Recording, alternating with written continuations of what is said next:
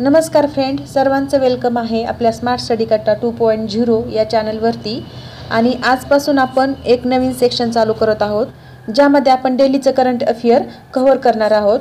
आणि याचा फायदा आपल्या येणाऱ्या राज्यसेवा प्रीलियम किंवा कंबाइंड प्रीलियम येणाऱ्या सर्व ज्या एक्झाम असणार आहेत त्याच्यामध्ये याचा फायदा जरूर होईल, कारण आपण डिटेलमध्ये ह्याच्यामध्ये करंट अफेअर कव्हर केलेला आहे। आणि अशा प्रकारचे व्हिडिओ पाहण्यासाठी तुम्ही आपल्या चॅनलला लाईक, शेअर, सबस्क्राइब करू शकता। जर तुम्हाला व्हिडिओ आवडला तर करा। तर चला तर मग आपण पाहूया आजचं करंट अफेअर। बघा, आज आपण राष्ट्रीय क्रीडा पुरस्कार 2023 पाहणार आहोत आणि त्याच्यावरचे क्वेश्चन पण आपण पाहणार आहोत। आता बघा, राष्ट्रीय क्रीडा पुरस्कारामध्ये पहिला क्वेश्चन आहे, केंद्र सरकारच्या वतीने देण्यात येणारा सर्वोच्च मेजर ध्यानचंद खेलरत्न क्रीडा पुरस्कार 2023 कोणास जाहीर करण्यात आला? तर पहिला ऑप्शन आहे चिराग शेट्टी, आणि दुसरा आहे सात्विक साईराज रंकीरेड्डी, आणि तिसरा ऑप्शन आहे वरील दोन्ही, आणि चौथा आहे यापैकी नाही। तर याचं करेक्ट आन्सर आहे वरील दोन्ही, कारण चिराग शेट्टी आणि सात्विक साईराज रंकीरेड्डी या दोघांनाही मेजर ध्यानचंद खेलरत्न पुरस्कार 2023चा भेटलेला। आता दुसरा क्वेश्चन पाहूया, मेजर ध्यानचंद खेलरत्न क्रीडा पुरस्कार विजेते सात्विक साईराज रंकीरेड्डी आणि चिराग शेट्टी हे कोणत्या खेळाशी संबंधित आहेत? तर पहिला ऑप्शन आहे बॅडमिंटन, दुसरा आहे हॉकी, तिसरा आहे टेबल टेनिस, आणि चौथा आहे तिरंदाजी।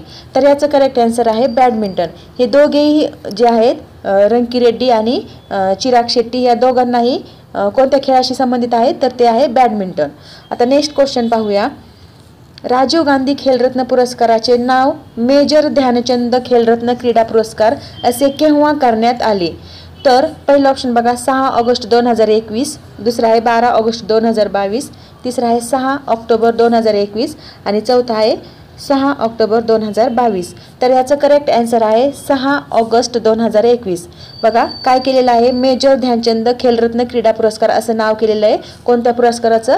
तर राजीव गांधी खेलरत्न या पुरस्काराचं असं नाव चेंज केलेलं आहे, आणि त्याची डेट लक्षात ठेवा 6 ऑगस्ट 2021। पाठच करून ठेवा, ही डेट खूप इम्पॉर्टंट आहे। पुढचा क्वेश्चन, केंद्र सरकारच्या वतीने देण्यात येणारा सर्वोच्च मेजर ध्यानचंद खेलरत्न क्रीडा पुरस्कार 2022 कोणाला मिळाला? आता आपण 23चं तर पाहिलं, परंतु 22चा पण लक्षात ठेवा। तर हा शरद कमल यांना भेटलेला आहे, आणि हा टेबल टेनिससाठी आहे। तर त्याच्यामध्ये आपण मेजर ध्यानचंद खेलरत्न पुरस्काराबद्दल सविस्तर माहिती पाहणार आहोत। तर बघा आता ह्याची सविस्तर माहिती काय आहे, तर ह्याची स्थापना जी आहे ती 1991 साली झालेली। कोणता पुरस्कार? मेजर ध्यानचंद खेलरत्न पुरस्कार। आणि मेजर ध्यानचंद खेलरत्न पुरस्कार हा भारतातील खेळ जगतातला सर्वोच्च पुरस्कार आहे। तसंच भारत सरकारच्या युवा व्यवहार आणि क्रीडा मंत्रालयाकडून हा दरवर्षी डिक्लेअर केला जातो, हा दरवर्षी पुरस्कार दिला जातो। कोणतं मंत्रालय आहे? युवा व्यवहार आणि क्रीडा मंत्रालय। म्हणजे इथे एक क्वेश्चन फ्रेम होतो का हा पुरस्कार कोणामार्फत दिला जातो? तर हे क्रीडा मंत्रालय मार्फत दिला जातो, युवा व्यवहार, हे लक्षात ठेवा। आता त्याच्याच नंतर अजून काय इन्फॉर्मेशन आहे याबद्दलची, तर पुरस्कारामध्ये एक पदक दिलं जातं, एक प्रमाणपत्र दिलं जातं, आणि 25 लाख रुपये दिले जातात। आता US डॉलरमध्ये जर ह्याची गणना केली तर ते $31,000 असतात। तसंच याचे सविस्तर ते रोख बक्षीस समाविष्ट केलं जातं, म्हणजे एक पदक, एक प्रमाणपत्र, 25 लाख म्हणजेच US डॉलर 31,000, अशा प्रकारे ह्याचं रोख बक्षीस दिलं जातं हे। नंतर काय, आंतरराष्ट्रीय स्तरावर मागील 4 वर्षात, हे पण लक्षात ठेवा, मागील 4 वर्षात सर्वोत्तम कामगिरी करणाऱ्या भारतीय खेळाडूला हा पुरस्कार दिला जातो। ते भारतीयच खेळाडू असला पाहिजे। आता बघा अजून काय इन्फॉर्मेशन आहे याची, तर राष्ट्रीय क्रीडा दिनी म्हणजेच 29 ऑगस्टला हा पुरस्कार चे वितरण केले जाते, 29 ऑगस्टला। मात्र यावेळी 9 जानेवारीला राष्ट्रपती भवन येथे होणाऱ्या विशेष सोहळ्यात राष्ट्रपती द्रौपदी मुर्मू यांच्या हस्ते हा क्रीडापटूंचा गौरव केला जाणार आहे। तर या पुरस्काराचा पहिला प्राप्तकर्ता बुद्धिबळ ग्रँड मास्टर विश्वनाथ आनंद होता। नंतर भारताचे जे 6वे पंतप्रधान होते राजीव गांधी, तर यांच्या नावावरून या पुरस्कारांना राजीव गांधी खेलरत्न पुरस्कार असे नाव देण्यात आले होते। परंतु 6 ऑगस्ट 2021 साली काय झालं, राजीव गांधी खेलरत्न पुरस्काराचे नाव बदलून मेजर ध्यानचंद खेलरत्न पुरस्कार असे नाव देण्यात आलं. कारण हे कोण होते, भारतीय फील्ड हॉकीपटू होते हे मेजर ध्यानचंद, आणि त्यांच्या नावावरून हे नाव देण्यात आलं.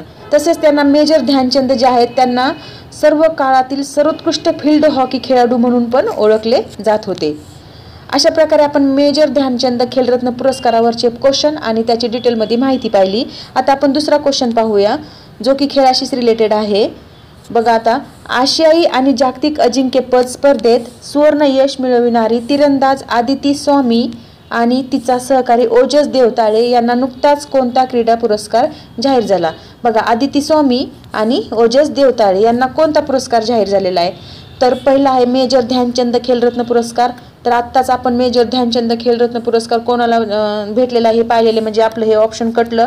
नंतर अर्जुन पुरस्कार, दुसरा आहे द्रोणाचार्य पुरस्कार आणि पद्मश्री पुरस्कार. आता हे पण ऑप्शन कटणार आहे कारण हे खेळाडू आहेत आणि द्रोणाचार्य पुरस्कार प्रशिक्षकांना दिला जातो, म्हणून हे ऑप्शन पण कटलं. तर आपलं ह्या दोन्हीपैकी एक आहे उत्तर, तर ते बी ऑप्शन करेक्ट आहे, अर्जुन पुरस्कार. कारण अदिती स्वामी आणि ओजस देवताळे यांना यावर्षीचा अर्जुन पुरस्कार भेटलेला आहे. पुढचं क्वेश्चन पहा, आशियाई आणि जागतिक अजिंक्यपद स्पर्धेत सुवर्ण यश मिळविणारी तीरंदाज अदिती स्वामी महाराष्ट्रातील कोणत्या जिल्ह्यातील आहे. तर ही जी अदिती स्वामी आहे ही एकदम चांगली लक्षात ठेवा, कारण ती महाराष्ट्रातली आहे. तर ती कोणत्या जिल्ह्यातली आहे महाराष्ट्रातला, तर सातारा जिल्ह्यातली आहे ती, म्हणजेच पहिलं ऑप्शन आपलं करेक्ट आहे, सातारा जिल्हा. आता बघा, हा जो पुरस्कार आहे अर्जुन पुरस्कार, तर याबद्दल आपण सविस्तर माहिती पाहूया. बघा, अर्जुन पुरस्काराची स्थापना कधी झाली होती, 1961 साली, आणि हा राष्ट्रीय खेळातील उल्लेखनीय कामगिरीबद्दल देण्याची प्रथा भारत सरकारने 1961 मध्ये सुरू केली. तसेच याचं स्वरूप कसं आहे, तर यामध्ये अर्जुन पुरस्कारामध्ये 5 लाख रुपये रोख दिले जातात. तसंच कांस्य धातूपासून बनवलेला अर्जुनाचा छोटा पुतळा आणि प्रमाणपत्र असे त्याचे स्वरूप आहे. आता बघा, इथे त्यांचा पुतळा दिलेला आहे. अर्जुन पुरस्कार कशा प्रकारे आहे तर इथे लक्षात ठेवा. हे बघा, अर्जुन पुरस्काराचा अशा प्रकारे हा पुतळा दिला जातो आणि 5 लाख रुपये सोबत दिले जातात. हा कशाचा असतो, तर हा कांस्य धातूचा असतो. तसंच 2001 पासून अर्जुन पुरस्कार फक्त खालील उल्लेख केलेल्या क्रीडा सत्रातील खेळासाठी दिला जातो. तर ते कोणते आहेत, म्हणजे 2001 पासून याच्यामध्ये चेंजेस करून फक्त या क्षेत्रासाठीच हा पुरस्कार दिला जातो. तर त्याच्यामध्ये ऑलिम्पिक खेळ, नंतर आशियाई खेळ, नंतर राष्ट्रकुल खेळ, नंतर विश्वचषक आणि विश्वविजेतेपद आणि क्रिकेट, अशा प्रकारे यामध्येच हा खेळ पुरस्कार आता दिला जातो. आता अर्जुन पुरस्कार 2023 आहे ना, तो एकूण 26 जणाला भेटलेला आहे, 26 जणाला. तर ते 26 जण कोणते आहेत, त्याच्यामधले कोणते कोणते लक्षात ठेवायचे हे आपण पाहूया. तर बघा, 26 जणांपैकी एक ठराविक लक्षात ठेवा, म्हणजे जे फेमस खेळ आहेत किंवा एकदम असे फोकसला असतात अशा प्रकारे जे आहेत त्यांचे तरी कमीत कमी नावं लक्षात ठेवा, कारण आपण 26च्या 26ला नावं तर पाठ करू शकत नाही. मग आता बघा, ओजस देवताळे, आदिती स्वामी या दोघांना, ओजस देवताळे आणि आदिती स्वामी हे दोघे तिरंदाजीमध्ये आहेत. तिरंदाजी पण हा फेमस खेळ आहे. आता आदिती स्वामी ही महाराष्ट्रातली आहे म्हणून ही लक्षात ठेवायची. ओजस देवताळे आणि आदिती स्वामी या दोघात मिळून तिरंदाजीमध्ये त्यांना हा पुरस्कार भेटलेला आहे, अर्जुन पुरस्कार. नंतर मुरली श्री शंकर आणि पारुल चौधरी हे दोघे जण ॲथलेटिक्समध्ये भेटलेला आहे. कोण, मुरली श्री शंकर आणि पारुल चौधरी. नंतर मोहम्मद हुसामुद्दीन हा बॉक्सिंगसाठी कुणाला पुरस्कार भेटला, अर्जुन पुरस्कार 2023 कुणाला भेटला, तर अशा प्रकारे पण इथं क्वेश्चन तयार होऊ शकतो. तर आहेत मोहम्मद हुसामुद्दीन, किंवा यात 26 जणांपैकी 4 जणांचे नावं, 3 जणांची नावं टाकतील आणि खाली ऑप्शन देतील एक वेगळ्याच जण आणि विचारतील खालीलपैकी कोणाला 2023चा अर्जुन पुरस्कार भेटलेला नाही. तर अशा प्रकारे कमीत कमी हे नावं तुमच्या नजरेखालून जरी गेले तरी आपण तिथे ओळखू शकतो. नंतर आर वैशाली हिला बुद्धिबळसाठी भेटलेला आहे, आर वैशाली हिला बुद्धिबळसाठी भेटलेला आहे.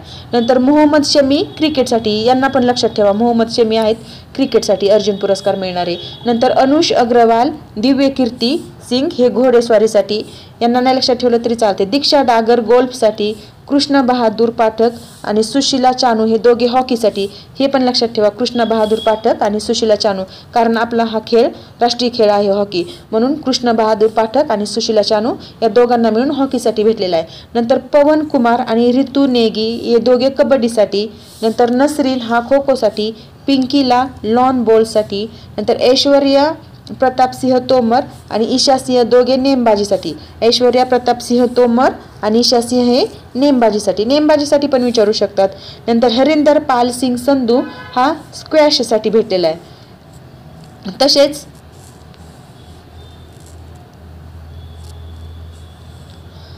अहिका मुखर्जी टेबल टेनिससाठी भेटलेला आहे तिला. नंतर सुनील कुमार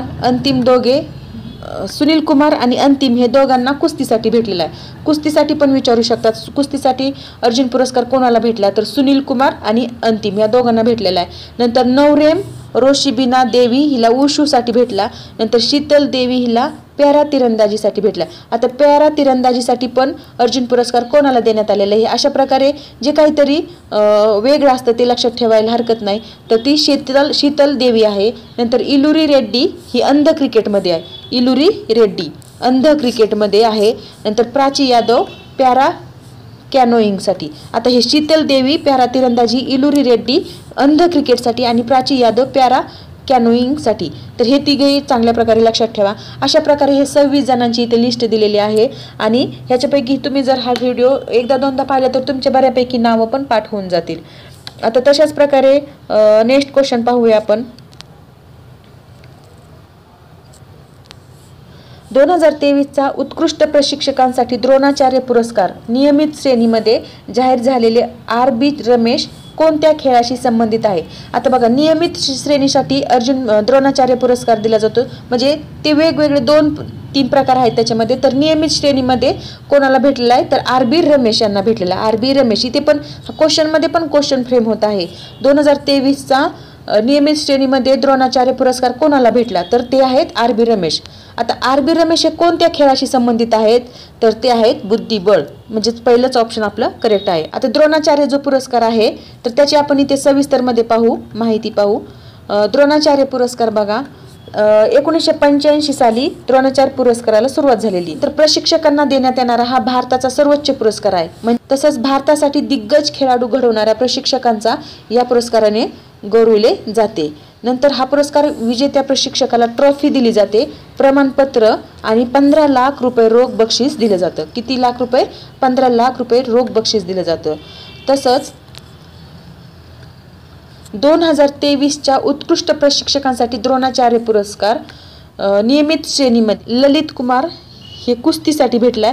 आता हे 5 जण तरी चांगले लक्षात ठेवा. RB रमेश बुद्धिबळसाठी, महावीर प्रसाद सैनी पॅरा ॲथलेटिक्ससाठी आणि शिवेंद्र सिंह हॉकीसाठी. नंतर गणेश देवरुखकर मल्लखांबसाठी. बघा 1, 2, 3, 4 आणि 5 जण आहेत ज्यांना द्रोणाचार्य पुरस्कार भेटला. तर हे 5 जण कोणत्या खेळाशी रिलेटेड आहेत आणि हे कोण आहेत तर त्यांचं सविस्तर तुम्ही माहिती लक्षात ठेवा. आता बघा, द्रोणाचार्य पुरस्कार जीवन गौरव पुरस्कार पण एक आहे 2023चा. तर ते 3 जणांना भेटलेला आहे. द्रोणाचार्य जीवन गौरव पुरस्कार कोण आहेत ते 3 जण? जसकिरत सिंग ग्रेवाल गोल्फसाठी भेटला त्यांना. नंतर भास्करन ई कबड्डीसाठी आणि जयंता कुमार पुशीलाल यांना टेबल टेनिससाठी. हे 3 जण आहेत. जीवन गौरव पुरस्कार 3 जण, हे 5 जण आहेत नियमित श्रेणीसाठी. आणि अजून ध्यानचंद जीवन गौरव पुरस्कार म्हणून एक आहे, ध्यानचंद जीवन गौरव पुरस्कार 2023. हा पण 3 जणांना भेटलाय. तर त्याच्यामध्ये मंजुषा कन्वर ही बॅडमिंटनसाठी आहेत. नंतर विनीत कुमार शर्मा हे हॉकीसाठी आहेत आणि कविता सेलराज हे कबड्डीसाठी आहेत. अशा प्रकारे हे 3 जणांना हा पुरस्कार भेटलेला आहे. तर अशा प्रकारे आपण या व्हिडिओमध्ये खेळाबद्दलची सविस्तर माहिती पाहिलेली आहे. 3 प्रकारचे खेळ आणि त्याचे पुरस्कार यावर क्वेश्चन पण घेतलेत आणि त्याचं डिटेलमध्ये माहिती पण घेतलेली आहे. त्याची हिस्ट्री घेतली, त्याचं सविस्तर माहिती ते घेतलेली आहे. तर अशा प्रकारचे व्हिडिओ तुम्हाला कसा वाटला ते कमेंट बॉक्समध्ये नक्की कळवा. आणि डेलीच्या करंट अफेअरचे व्हिडिओ पाहण्यासाठी आपल्या चॅनलला लाईक, शेअर, सबस्क्राईब करायला विसरू नका. Thank you very much.